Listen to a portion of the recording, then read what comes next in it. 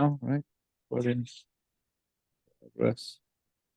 All right, Okay, we're Steve, ready. the floor is yours. Yes. All right, thank you very much. All right, everybody, get ready we're going to be on a roll. Lots of information again today. We're going to be talking a little bit about leverage and creating a systematized business. And so quickly doing some reviewing. The first week I gave you sort of the roadmap of how to create and what you should be thinking of in building your business. My goal here is to get you to think differently about your business. Over these 4 sessions, that's the goal. So I'm trying not to give you the typical stuff that you might hear in workshops, but it's to get you to think differently, right? We tend to look at our business from the inside out, and we get tunnel vision sometimes.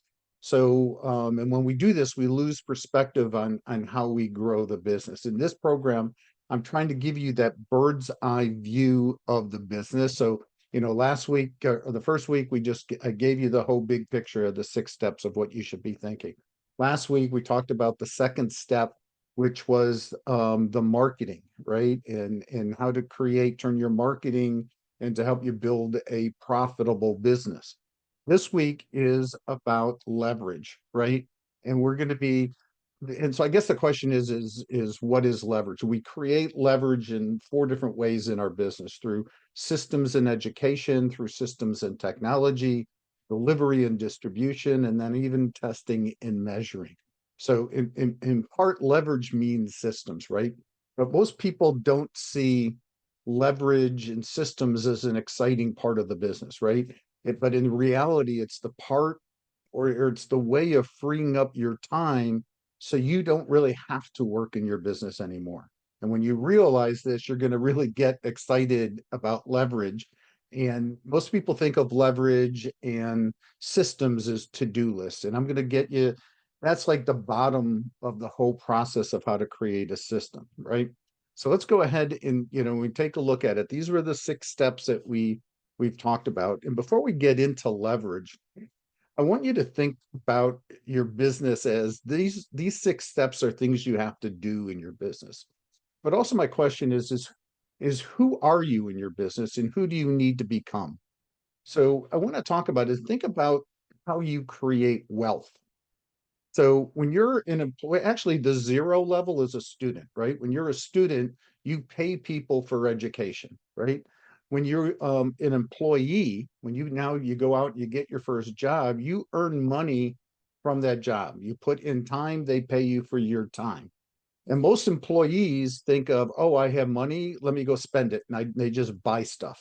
Instead of the entrepreneur is going to sit there and they're going to save their money and start to try to create and build some wealth. They're going to use that opportunity as an employee to learn about their business, to learn about how to run a business, to learn the things that they need to be able to, once they step out and own their own business, they'll not need to know it. So someone's paying you for that education, then you need to think about it. Then we get into self-employed. It's still now we own we own our own business, or maybe as I was talked about last week, we own our own job, and we still earn money for ourselves. We put in the time, we get money.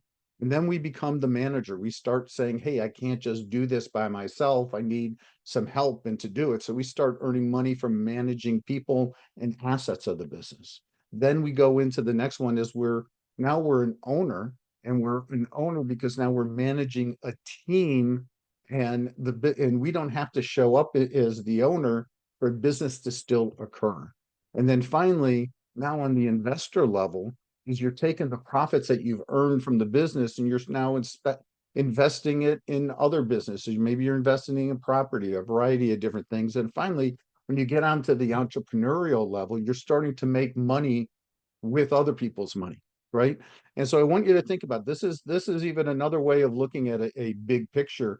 And when you put these 2 paths together, the entrepreneurial ladder is about who we need to be. Right down here, the 6 steps is what are the things that we need to do. And when we sort of come across this is, first we have to eliminate the chaos in the business. Then we start focusing on marketing and sales and systems. in creating a team and delegating, getting some of the lower level stuff off of our plate.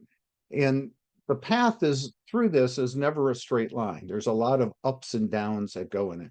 And what I find is that like when I'm working with with clients in the beginning, step A, in the beginning, everybody's really excited, right? And then you start moving out of your comfort zone and you start going I call it the law of perturbation, because you get perturbed and some people want to go back into their comfort zone to where they were. Some people are going to push through it and really then you make it through that mastery stage, you get rid of most of the chaos in the business, and you feel, hey, this feels good, I'm almost done. But then you sit down and you start working on your mastery, I mean on the marketing and your niche, and your business is starting to grow, so you're starting to get some more perturbation and more frustration because the business is starting to grow, and sometimes it grows faster than your team can handle because you don't have the systems ready. But now you go ahead and you start investing in systems, and again, there's a little ups and downs, and there's more perturbation going on because the business is starting to move faster. And now we start developing a team and we start focusing on creating high performing teams, and then we finally get to the top where you had that commercial profitable enterprise that works without you. This is now you have the things you want. So right now, if you look in your business, if you don't have the things you want, it's not necessarily what are the things you need to do, but who do you need to become to do those things necessary to have the things you want. And my whole approach into this system or this series is get you to think as a business owner, get you to think as an entrepreneur, and not just that technician in your business just doing the business, right? And because the formula that we have that we teach our clients, it's be times do equals have. If I tell you, hey, do you want to double your business, and say, hey, all you have to do is twice the amount of work that you're doing right now, you're like, you'd start throwing at things at me if you could, right? Thank God I'm in Florida and he won't hit me. But but the point is, it's not that you need to be able to do more, but you need to become more. You need to become that, going from that self-employed to the manager to the owner of the business, and eventually do you take on that entrepreneurial role. And so today's process is one of the books that we teach, that we give out to our clients at Action Coach, is called Instant Systems. And in there, it sort of outlines what I'm going to be talking about today. And when I chat with people about the first 7 steps of the 9 steps, they're not really even sure why those are really important. Most people start with step 8, which is actually like the systems in the to-do list, and can't understand why their systems really don't work with them or for them. And the reality is that putting systems in place and documenting how you do things means nothing if it's not put in place with the right attitude, the right methodology, having the right goals and vision of where the business is going. So if we want to get a business that could eventually work without us, we got to have a bunch of people that will actually do the job, and very simply, but getting people to doing it for you, right? So you see, systems are just part of the equation. 80% of what we can do can be systemized, but there's also going to be 20% that you're going to have to bring that down to your people, and you're going to have to humanize it, if you will.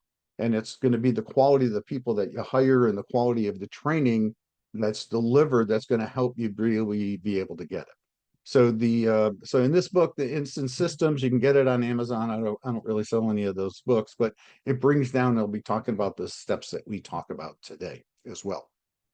So the ultimate aim that we've talked about of owning a business is something that works. It's something that can make money without you being there, right? I talked with a couple of you guys, or chatted notes about, what does that mean for you?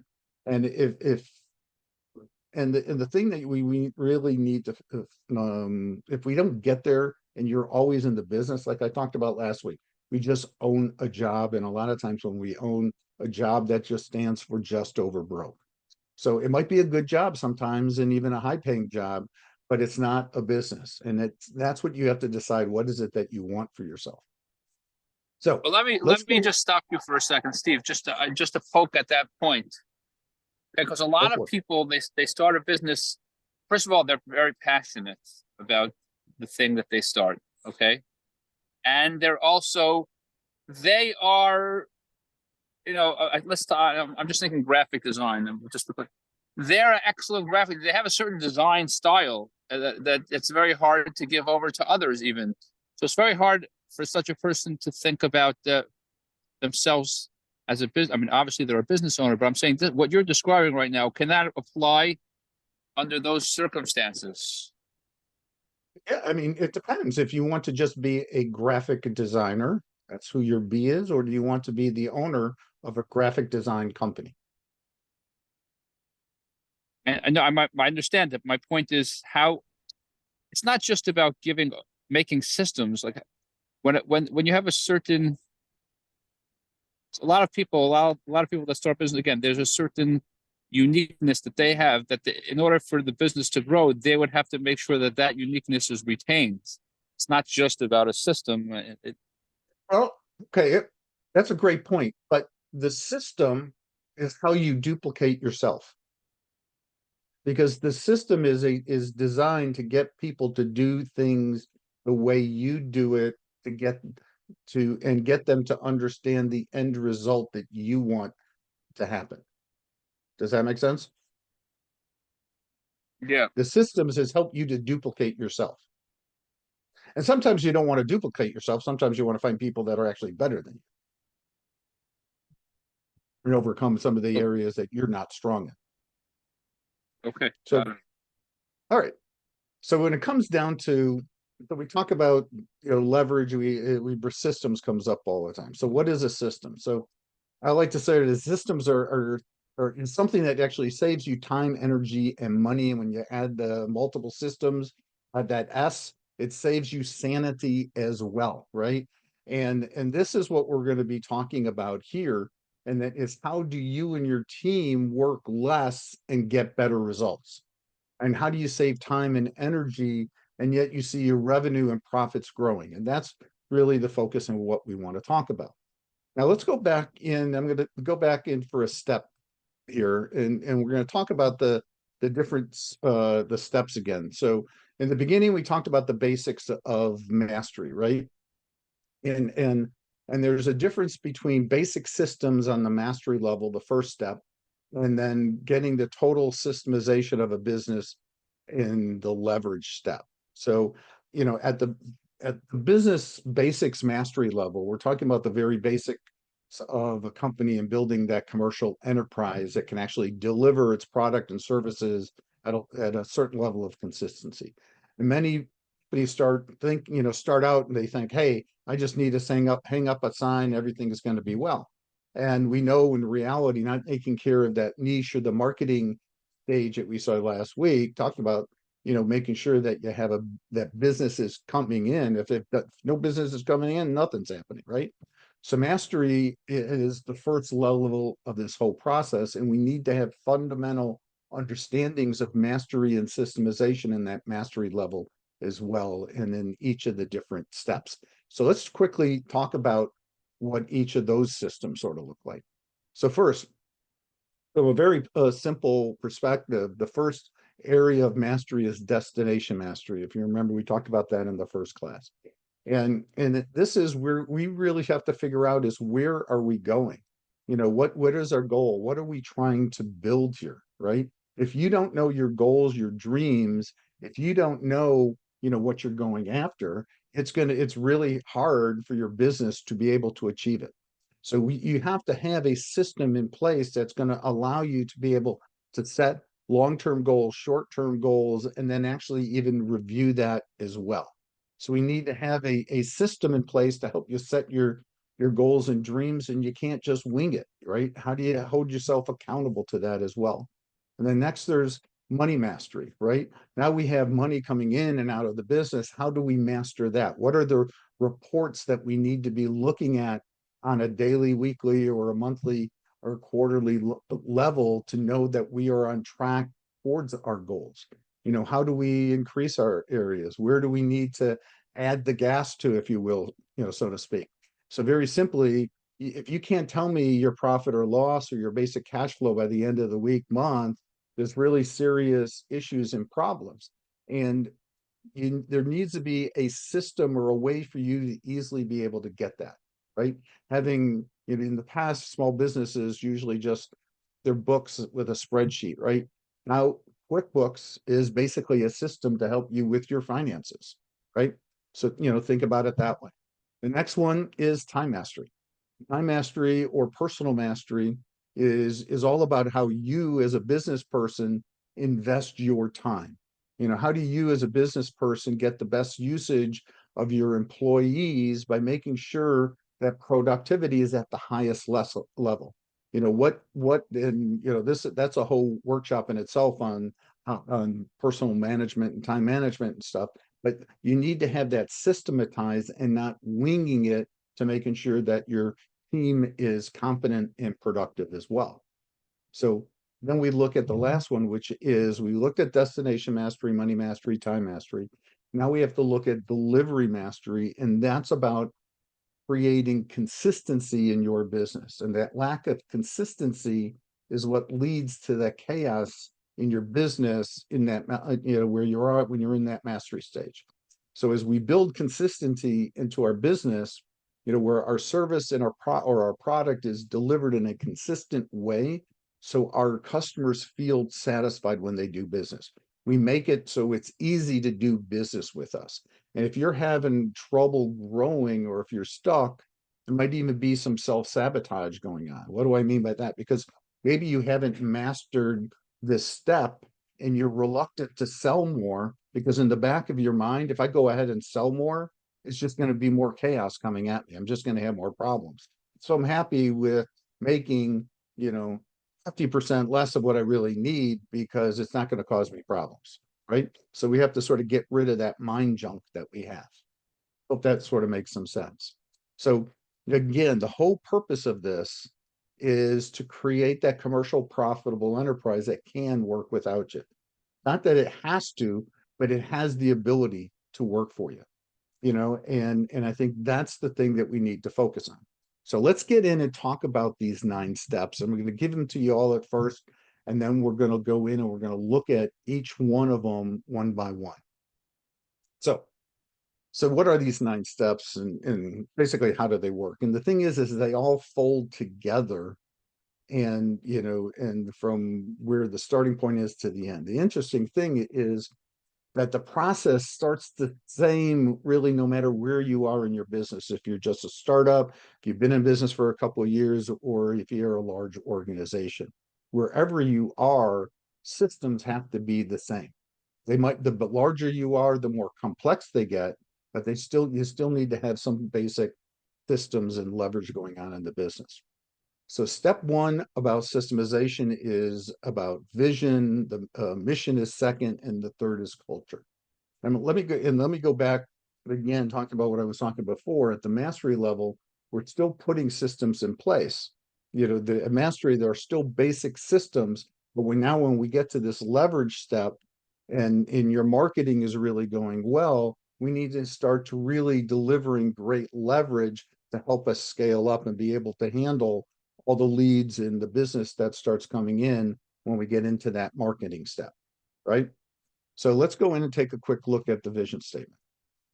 So why a vision statement? And a vision statement is different than how are we going to be the best in the industry. It's about the vision of your organization.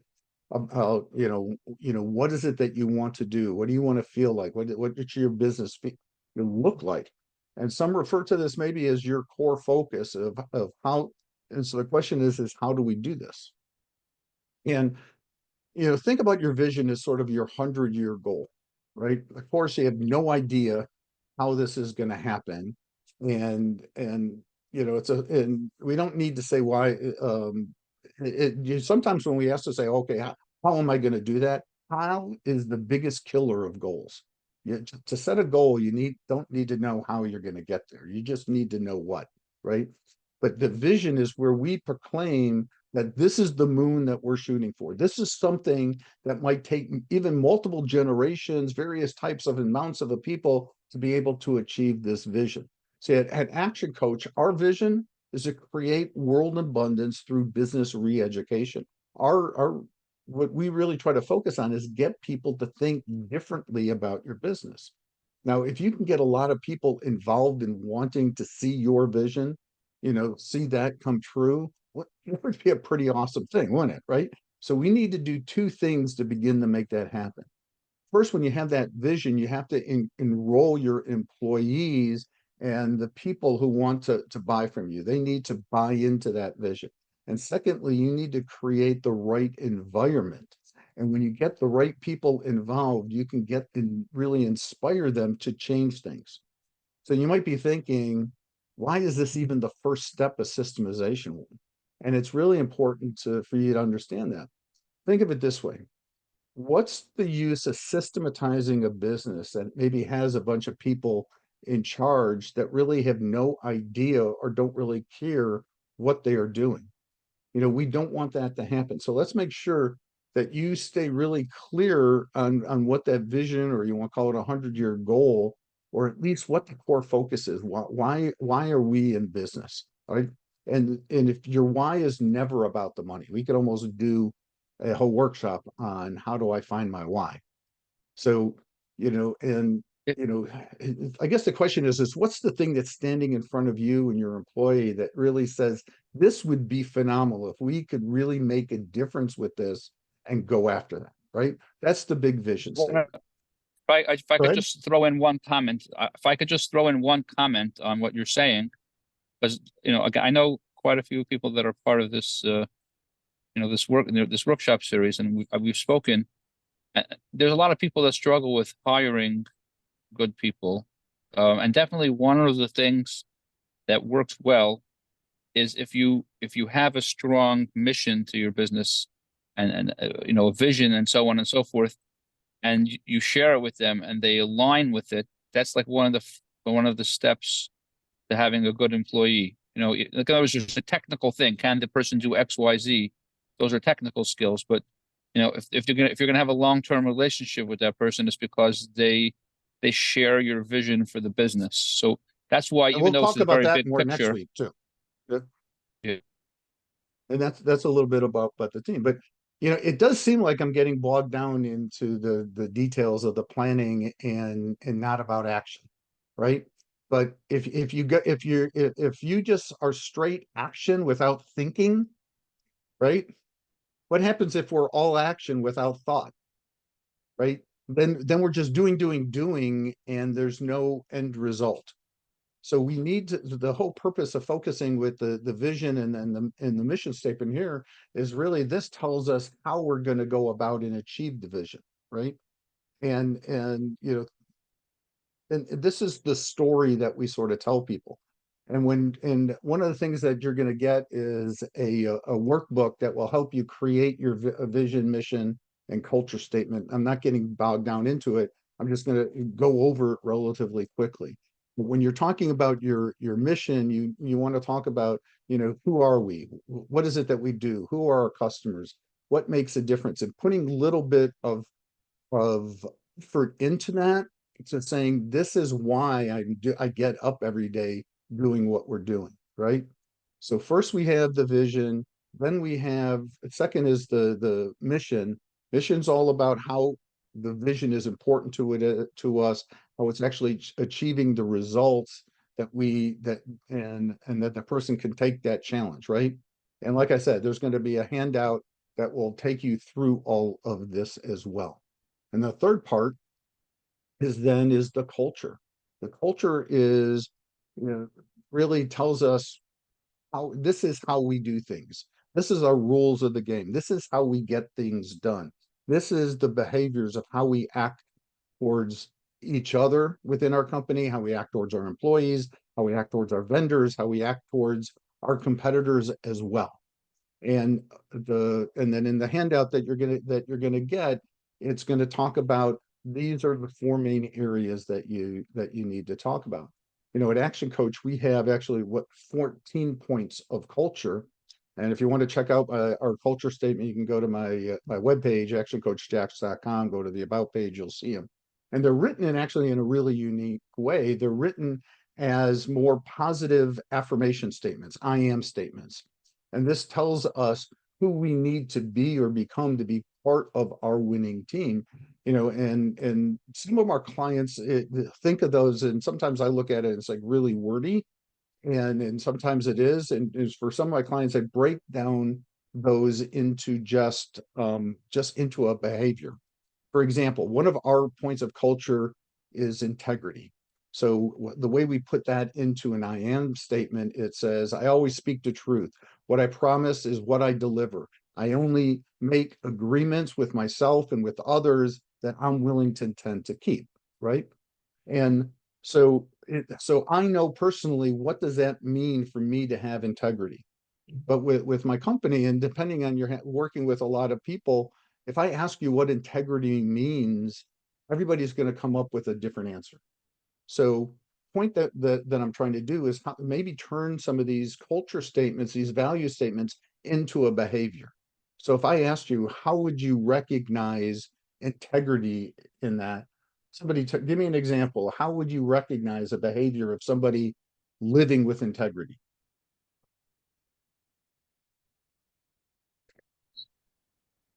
What would you say?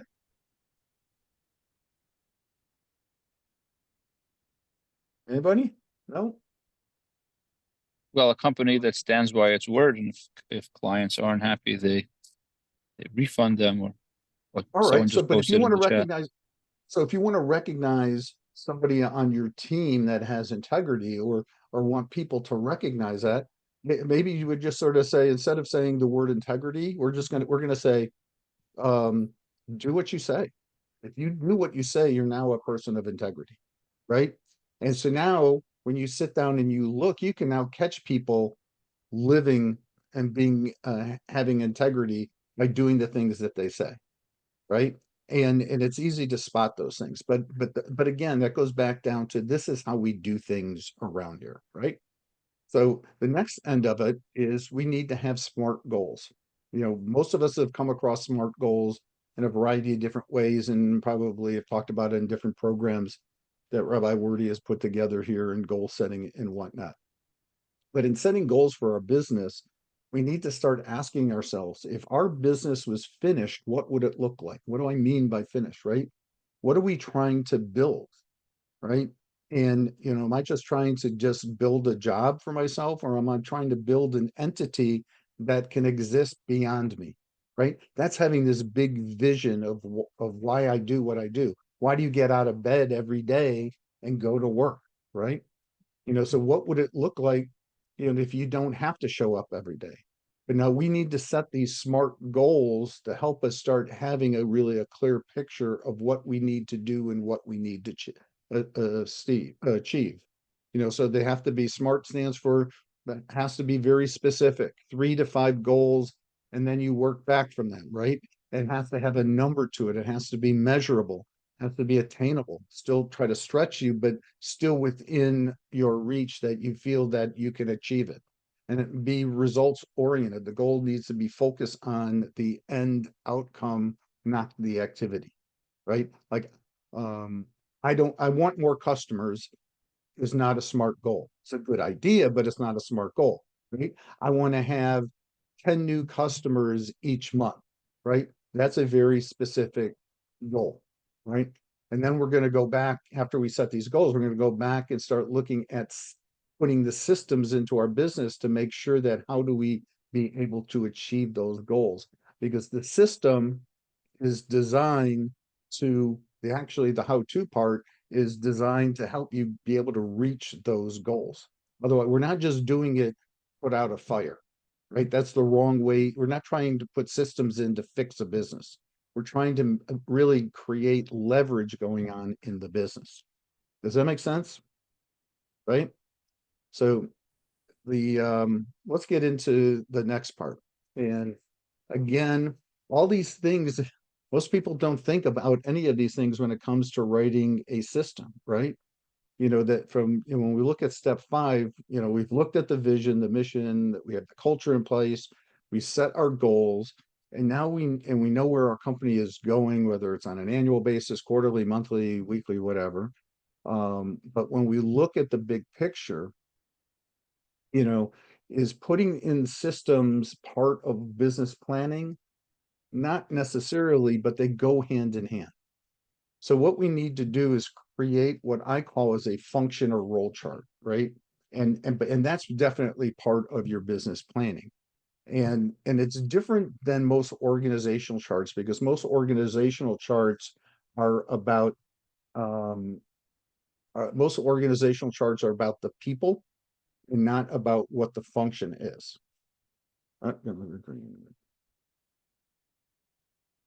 Looking at the question here, so we've created a number of things on this list when we were just starting out. But now that we've been at it for a while, I would change almost most of it. So why would you change it? Shmuley? Because, yeah, so now that we're like, actually, this is kind of like our ideas that we had, what our vision was gonna be, what the mission was gonna be, you know, our roles chart, what it was gonna be, and now they're actually doing the business.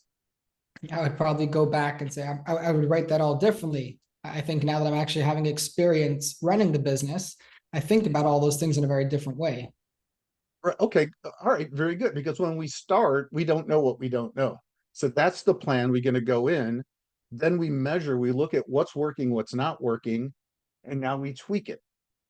Right? So that's all part of the process. You know, it's like if you're trying to learn how to shoot a bow and arrow, you have to first shoot and see how far off you are, and then you could adjust. Does that make sense? Can I Yeah, jump in exactly. with I would just jump in with one comment. Uh, Every business is supposed to have at least once a year that they spend time, they stop everything they're doing and they look at their big picture. That's number one. A lot of this stuff, maybe some of you are overwhelmed with this. When if someone's just starting out, a lot of these things, it's okay if you do them, just like Shmuel said, you put down your basic ideas without getting too lost in it, just very briefly. And then as the business grows, you could come back to it and refine it. You don't have to spend hours and days and go crazy when you're just starting out. And because it ultimately, as the business grows, you're definitely going to rewrite a lot of these things. But it's important to have your basic thoughts in place. Right. So, and the reason I'm telling you this is as you get started, you need to understand what the process that you're going. So, you know, if you're like with Shmuley, when you first started, if you might have had an idea, but if you had this stuff in saying, okay, this is what I'm trying to go, this is the path, it might make it a little bit easier. And again, it doesn't have to be perfect, because every year that vision is the stronger you are in your business and the more you do, that vision is going to change. And that's why you need to sort of relook at it. And every your 3 year, I like looking at like a 3 year vision with my clients. And because sometimes they can't get their heads beyond that. And even that's even hard. But once we say if we want to be here in 3 years, where do we need to be at the end of the year to make sure we're on track? Right. And then okay, where do I need to be in the next 90 days? Now the question is who do we need to, and now we're starting to get down into the nitty gritty, right? All this other stuff is sort of, yes, pie in the sky stuff. But but if you don't know where you're going, the purpose for what we're trying to create is not going to be on track. And that's my point of what I'm trying to get across with you here. So when we look at the roles and the function charts, you need to break down and take a look at your business. Even if you're a one-person business, right? Your business has a sales component, it has a marketing component, it has the operational component of what is it that you do, and it also has like the admin and finance component. And you are wearing each of those hats if you're by yourself, right? And you need to stop and think that that you have different roles. You're just not one person doing everything, right? Is you have to change your hats. And I'm not sure if I told you the story, but Brad Sugar is the founder of Action Coach, our coaching franchise.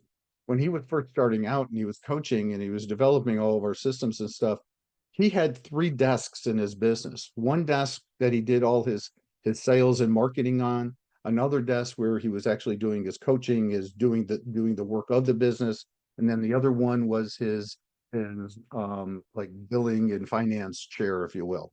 And he scheduled a time when he would sit in each chair so he could, in his mind, sort of break down, all right, this is what I'm doing in my business now, instead of just doing, right? So you need to sit down and it's basically break down your business into what does it do, right? So, okay, you have a sales and marketing function. Well, and part of that is you're the director of sales, but then you're also a salesperson. Each of those do different things. So you need to think of your business and compartmentalize your mind in what are the roles? What are my actual functions that I do when I'm in each of those roles? And then you need to sit down, and once we have this function chart out, and this is your roadmap of what you want to delegate, right? If you don't want to be the lowest thing on the totem pole here in this thing is the receptionist. If you don't want to be the receptionist, boom, we're going to systematize that position so they answer the phone, do all the things that you want them to do, and then you're now going to hire somebody to do that, right? Then you might hire somebody to be your office manager. You might promote that person up and give them more responsibility and hire another receptionist.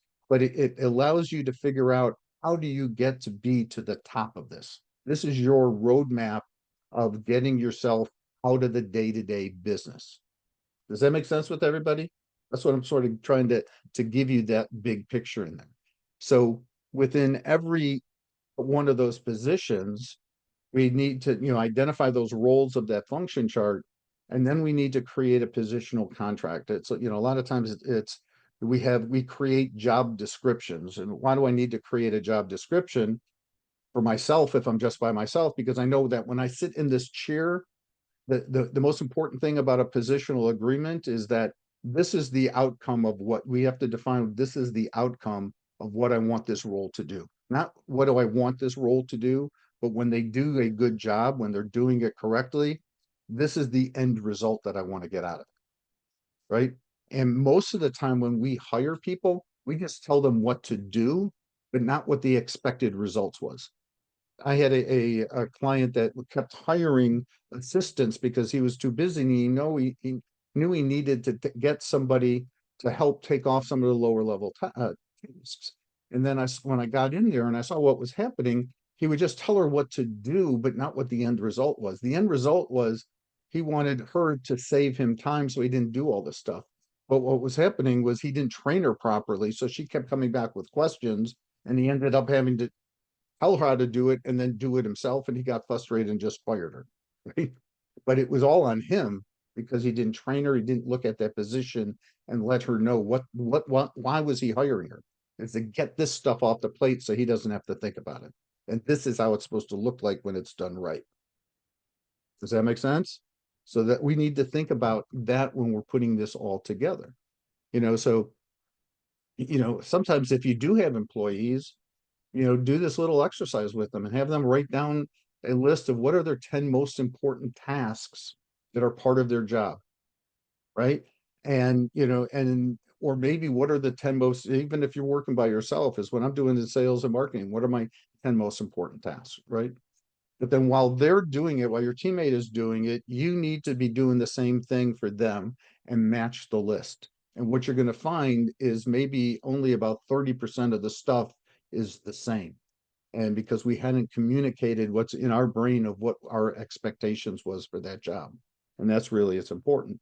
You also need to do that for yourself. So, when you're doing sales and marketing, it's your job is, hey, the goal is you need to get one new customer every week, right? If you don't set that goal for yourself or know that, hey, that's my role, instead of I'm doing this work, right? You're not going to think about it. And so we need to compartmentalize ourselves and figure out how, and that's where leverage comes in, is how can I do more with less, especially when you're by yourself. That's where leverage comes in. And today it's much easier because there's so many different software programs and apps that will allow us to leverage our time that could help us do the things that we normally would take us hours, we could do them in minutes, right? Especially when it comes to marketing. So I'm going fast, I know, but is there any questions in here where we're going?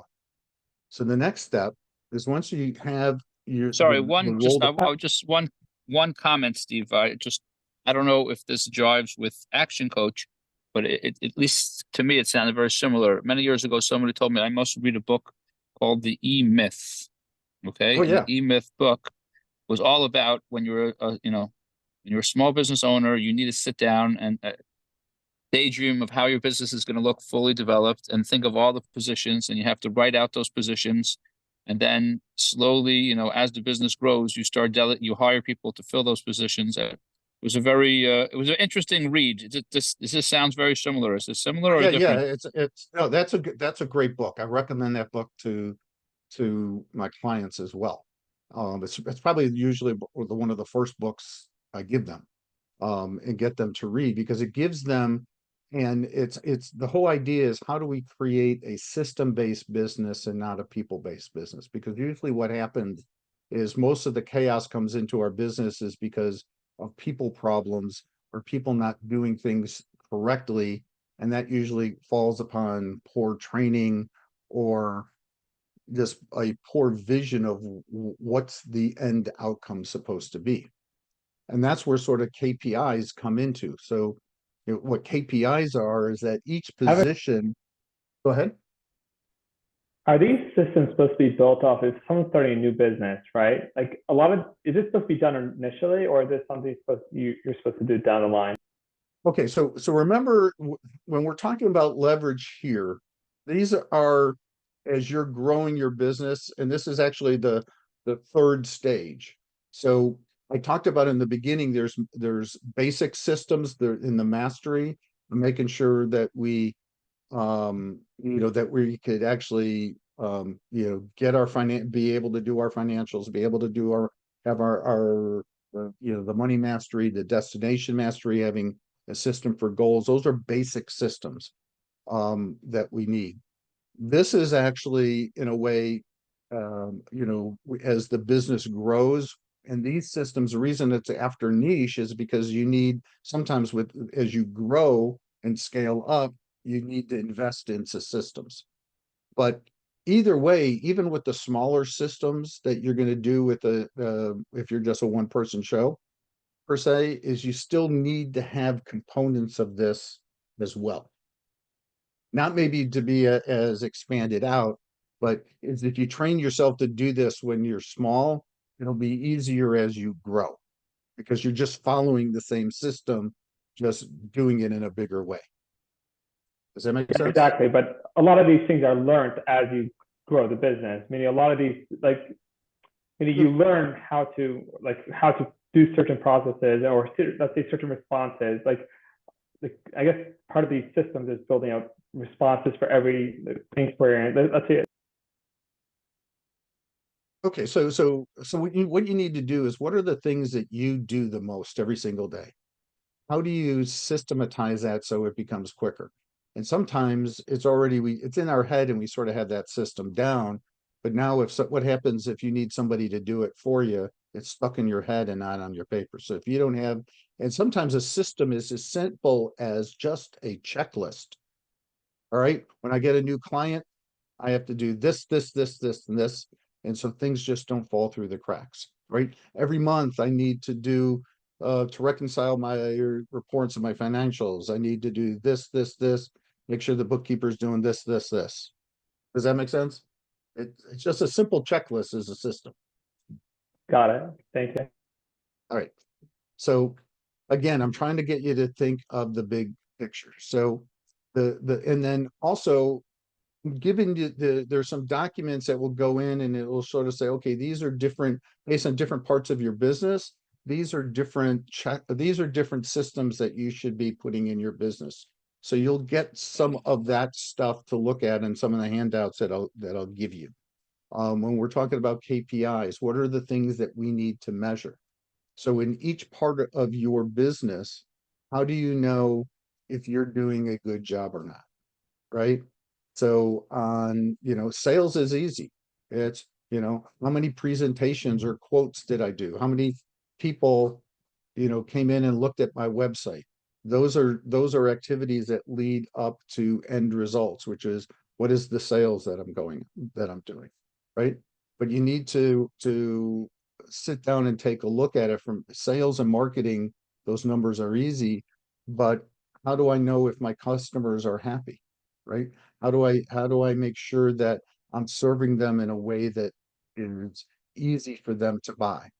How do I create systems to make that easy? Is if I start doubling my number of clients, how do I make sure that they're not gonna, the service level is not gonna fall off? And that's what we're talking about with these systems that help you to leverage to do more with less. But if you don't think about this as you're growing, you're gonna wait till there's a fire and then try to fix it. So I'm trying to get you to be proactive in your thinking and do things here on a smaller scale. But as you grow and you sort of learn how to do this on a smaller scale, as you start leveraging and growing, it becomes so much easier instead of trying to figure this stuff out when you're in the middle of a crisis and a fire. Does that make sense? Yes, no, there's somebody that's been putting comments here. I don't know if they're questions or they're just comments. So what do you From mean Yossi Wasserman. yeah, so what do you mean by the cost of systems versus managed passive business? Or even just systems versus managed passive? Explain what you mean by that. Can you hear me? Yes. All right, I guess what I mean is like this, is that you get, at least the way I'm experiencing business is that I just get kind of business kind of flows in. And I guess in a passive manner, and I respond to that business and I manage it as it comes in. And I guess that's my versus having a system that to deal with each item as it comes in, meaning is that Well, you have a system right now. It's not documented, but you have a system. So when this client flows in, Mhm. you do A, B, C, and D. But eventually, what happens if you had 10 new clients flow in on the same day? I work it out. Yeah, okay, but if you now have a checklist, so like a client has, okay, so how do we start a job? First, we have to do this, this, this, and this.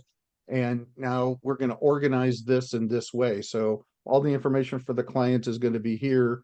And now every day I'm managing multiple projects because I have a system to manage what needs to get done every single day. Okay. And at the same time, I had a client that had, he told me his biggest problem was cash flow because he wasn't collecting money. And as I Mhm. started sat down and asking questions was, well, the reason he didn't have money was because he waited until he would only bill at the end of the month. And then he didn't have a system of pulling all of his stuff together. And sometimes he wouldn't bill until like a month late. And it's like, well, no wonder you're not having it, right? So we went to that and helped him create a system to change it to, I'm gonna do your billing weekly. So at the end of the month, you don't have all this stuff that you're doing and you could start billing stuff out quicker. And it just totally changed the whole face of his business because he's now was collecting money sooner. I'm saying, does it ever come to a point where you have too many systems, meaning like have to, okay, you follow a certain system, but that's a lot of work to, okay, put his information here, his information there, as opposed to just kind of, I guess in your words, more in a chaotic, passive way dealing with it, like just by remembering Yeah, I it. mean, that's called winging it, which it Yeah. works to a certain, it works until you get too busy. Mhm. And if we're talking about growing your business, if you're happy with the level of growth that you're at and don't want to make any more money or don't want to deal with any more customers than what you have right now, it'll work. Mhm. You're not into that chaos, but as soon as you start leveraging and growing your business and there's more stuff coming in, that's where the sort of the chaos comes in and we have to figure out how do we do this. So if we sort of think some of these things through, especially in the beginning and like on a basic level, then we know where the bottlenecks are and how do I fix that quickly, Okay, fair enough. right? Gotcha. So once we have all these, and then there's actually going to be one of the handouts. It's a list of different things that maybe you might want to start measuring based on different departments, right? So I'm giving you things in the handouts that will get into some of the details if you need it and when you need it. So now we finally got to the how-to systems, right? So everything else is, and I guess if I wanted to summarize the first 7 steps is before you create a system, you have to decide, you have to determine what is the purpose for the system? What do I get from implementing this system into my business? Right? And, so, most people just sort of start here and they're just doing, and this, okay, they're just, okay, we need to do this, this, and this, and this. And we don't create systems if we're by ourselves because there's no one to teach it to, or we don't have to until, all of a sudden, for most of the time I was working by myself, but now I have a marketing assistant, right? So I had to figure out, how do I teach her to do the things that I'm doing right now? Right. I'm going to talk about that in a minute. But when we look at the how-to part of systemization, we need to sit down and take a look at what the purpose is. And if we don't, because again, if we don't know where we're going or how we're going to get there and why we're going there, then the systems aren't meaningful to the people that need to use it, right? So going back to this list, you systematize from the bottom up, sort of where I was saying is, out of all the things that need to get done in the business, what do you want to get rid of first? Who's the first person that you hire? Right? And so I'm getting you to think down the road and sort of say, hey, if I had this person, if you think about it, you could pay somebody $15 an hour to be your receptionist and handle some of the maybe bookkeeping and stuff like that, maybe $20 an hour, whatever it is. And so when you're spending your time doing that and you feel that you're worth $100 an hour, your business is paying somebody $100 an hour to do $20 an hour work. Well, you got it. I'm teaching you the system for creating systems. You got it. You figured it out. All right. So let's go back. So does this make sense? Right? So now when we actually come into the system itself, right, we systematize the routine, the things that we do over and over again. So because if we create, then once we write it down, we can figure out, is there a better way of doing it? Or if we start doing it and there's a bottleneck, where does the bottleneck occur within this, right? Because sometimes eventually we have too much stuff in our head and we forget stuff. Things fall through the cracks, right? And the how-to system is not, don't think about it as making it easier for yourself or your employee, but how do these systems make it easier for your customers to do business with you? Right? Does your sales system make it harder for the salespeople to sell or even for your customers to buy from you? Right? And you need to look at both sides of those equations. So start by making a list of your everyday daily routines in your company based on your different positions within the company, even though you own all those positions and you're doing it, right? And if you have employees, ask them to put that list together first, as we talked about before, right? And if you go back at the concept of systematizing the routine and humanizing the difference or the exceptions, now we can now start figuring out what do we delegate? What do we get across? Right. And I think that's really the point of what I'm trying to do. And it really helps us take the business to that next level. Right. Any questions on that? Because this is really the most important thing. And, it's like, I use like a tool called Loom. So when I'm doing marketing stuff or I'm trying to teach I have an assistant that's out in the Philippines, right? And she does a lot of my back end stuff, so I don't have to do it. But what I did is I created a video of how to use my CRM. How to, when a lead comes in, what is she supposed to do with it? How is she supposed to update my website? And these were all videos that we now share on a Google Drive. So if she does a task maybe once a month and she doesn't need to then, and I ask her to do it, I don't have to tell her to do it. I've told it to her once, I put it on a video, and now it's over there. Sometimes all you need is a checklist, right? If you want to create a system and you have somebody that's working with you, have them watch you do that task. And as you're doing that task, they're writing it down step by step of what they do or what you're doing. Then you flip sides and you have them do it following their list, the list that they created, any questions that they have or any clarity, you update that list. And now you just watch them do it. And now once they've done it a couple of times and you've watched them do it, you're happy, boom, they're out on their own. They've created the system. They wrote it, they own it. Right? And then you get them to type it up, drop it in, and now you're building one little system at a time. Right? You just figure out what's the low level stuff and do one system a week. It doesn't have to be 20 systems that you're doing all at once. That's so don't get overwhelmed with it. But the whole point that you were trying to make here is, you could do it with flow charts, you could do it with checklists, create audios, there's computer systems that do a lot of this stuff. Whatever you can do that will allow you to do more with less time. That's the whole point. And really the bottom line is, how do we make it easy?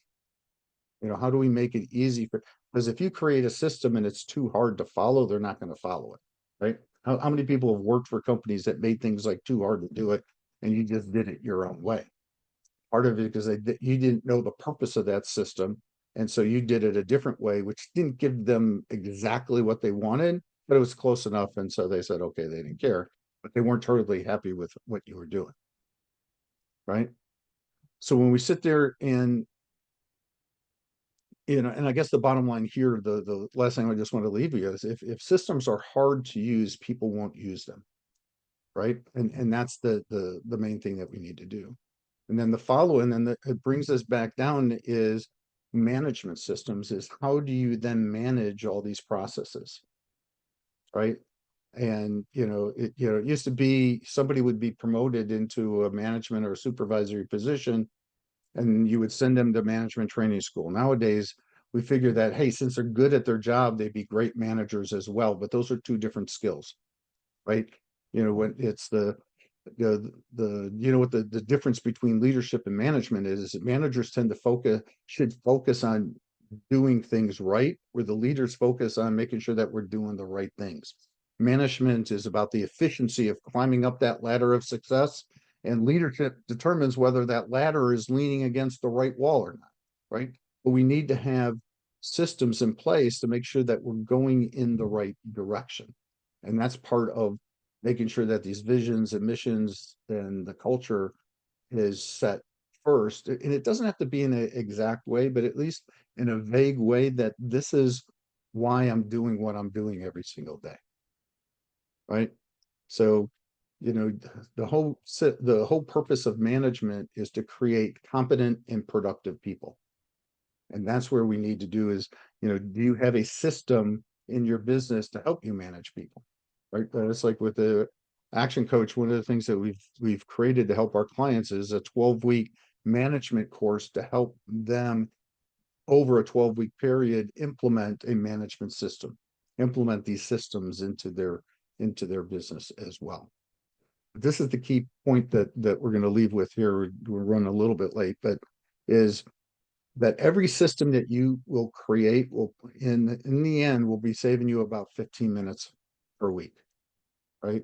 And so if you start doing that and do one system a week, that you're saving yourself an hour, right? So those are things to think about.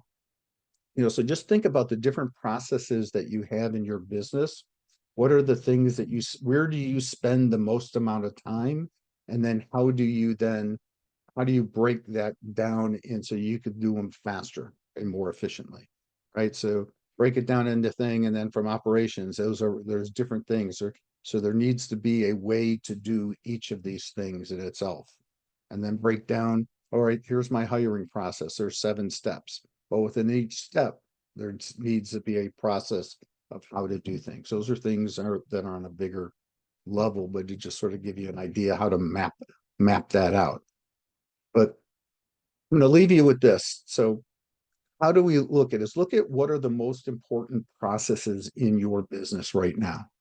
Which one of these processes needs to be improved for your business to be more efficient or to serve your customers better?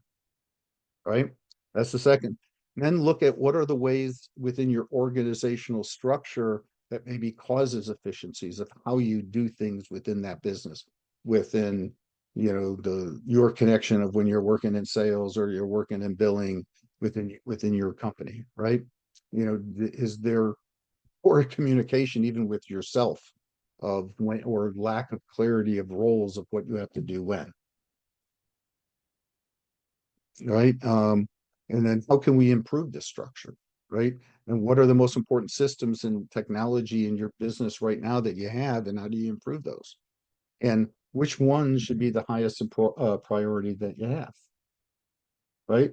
And some people that have some basic tools and stuff that they're saying that they're posting in there. So those are tools that can help you do more with less and help you make sure that things don't fall through the cracks, right?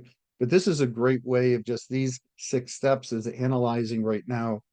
This is should be your takeaway of what you really need to be doing is what areas of your business, if you improved, will help to get you to be able to do more in less amount of time. Does that make sense? Oh. All right. Yes, yes. So again, this was another crash course. There's so much stuff that you covered here in 1 hour. It's you know, each of these steps could be their own class, but it's tremendous. So just you want to give an overview for next week? We're talking about people. So Right. what's So next week? So what so now once you have the systems in place, how do you go about and hire somebody? How do you get them? And again, you want to have this culture of, or, you know, think about it this way. Have you ever been in a company or within your companies and there's people that didn't share the same values for you, and those people or with your bosses or whatever, and those people were usually gone, right? We didn't know why. But if you can define those values in for your business, or what are the things that are important to you, now use those values in how you're hiring somebody, right? How do we go ahead and create those positional agreements and looking at how do we systematize building a team? And this is, and I'll try to bring it down, even though it's trying to build a dream team, I'll try to bring it down to how do we go ahead and hire our first couple of employees as well, if that makes sense. All right. Okay. Anything Yes. else? Awesome. Before we sign off, I mean, again, I know many of you on here that we've spoken. You know, this is your daily struggle. How do you systematize? How do you hire? Does anyone have any practical questions that apply to their daily business right now that they want to ask them, Steve, before we sign off? Yeah, please. And again, I should have your my contact information per se, and email me. somebody- Feel free to call me. Somebody just raised their hand. You could Yes. just unmute yourself if you have a question and talk. Hello. Yes, go Hey, for it. Yeah. Yes. Yeah. I've already actually asked this question about a graphic designer, and I wanted to hear what they can say about it regarding someone who has a certain style, but should he hire someone that probably will take another different style than him, rather to become a business owner and let him like not be micromanaging and tell him exactly, no, don't do that color, do that color. Does it make sense? I mean, I guess that depends. Is how important is the style, the different approaches to it, to your customer, right? And what is it that, Right. and what is it that the customer actually wants? So if you believe in your style and you want to create your brand around how you want to do things, then you need to create that system of of how they should go about creating a graphic design based on how you want that created. But what about someone who also has a taste? For example, should I hire him or tell them, listen here, this is how Well, I do that- things, or maybe maybe I should try to compromise in between, because the main point is the customer, not so much exactly the the key. brand which I'm trying to build. Right. Right, so again, it goes back on the customer. So is it one particular customer or is it all, it's like, oh, well, this one customer might like this, so I'll hire this guy, but it gets away from what I'm trying to get across. Now, it could be you come in there and you hire him and say, and he needs to know up front, this is what I want you to do. And at time, if he's got this other expertise or this other style, you can then figure out, how do I incorporate that into the business if I want? Or you go back in and you start looking for people that have your similar style. And so that comes into, how do I market to somebody? Right? And when I'm marketing, do I say I want a graphic designer, or hey, if you're a graphic designer that loves this, and this approach, boom, you're a perfect match for us. Come talk to me. Right? So Right. then it's going back, and that we'll sort of talk about next week. But does that Understand. make sense? Does that answer your question, or is, without being very yes, specific? more or it's hard. less. I just right, exactly, it is, yeah. But just had like a certain like a thing, like sometimes there are people that you can hire, if there's such a thing, that you tell them exactly what to do, but then it won't get into the what we spoke about, systemization, right? Because every project that you get, you tell them do this and this and this. It's like, Well, I'll just add even one take comment that longer. somebody posted in the comments, which is in a lot of design businesses, as they get bigger, they have a design manager. So every time somebody creates something, it gets sent to that the design manager for approval and so on. So I mean, it's part of a big picture decision I think you have to make. All You right, know so what? let's I just want to say, let I me, posted. Oh, go ahead. Yes, yeah, I was going to say to So- him that he has your email address and you could take this private. Maybe there's just one last. There's a question in the chat if you want to answer. We'll all right, sign off. all right, well, let me go back to the one thing that you said. So when you talk about, so yeah, if you have that lead design, that creative director, well, you're the creative director, right? So your role is different than a business owner. So you're now wearing the hat of creative director. And when it comes in there and you're saying, okay, this is what the client needs are, we need to create this is the parameters of what we're doing here. And this is what we're trying to get. So it's all about communication. And sometimes it doesn't make a difference how they get there, but if the end result is the same, that's the bottom line. But again, it comes back to clarity of, and goes back in the importance of systems, right?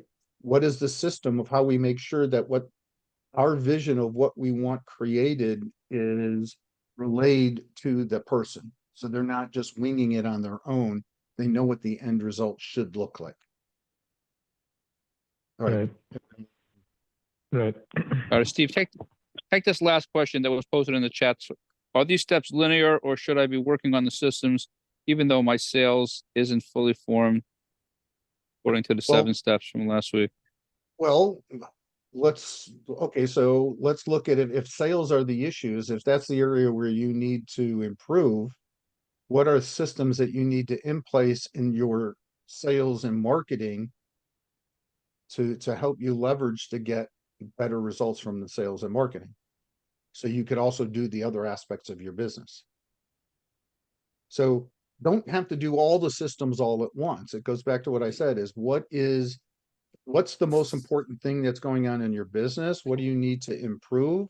That if you improve what's one area of your business and it would have the biggest impact, what would that be? That's where you start to systematize. So if your biggest area is sales and marketing, how do we leverage that? right? And the system could be what I introduced last week, right? Are you measuring your Right. lead, your conversion, and so on and so forth? Okay. I think we're good. It's 12:15. Guys, have a wonderful week. We have one class to go next week. It's the hiring class. Steve, thank you again very much. If anyone has any particular questions, Steve is And if any- CC'd on the reminder email. You could reach out to him. You can reach out to me. Have a wonderful week. Tomorrow, you'll get the recording of the class and the handouts that were part of this class. Everyone have a wonderful week. Take care.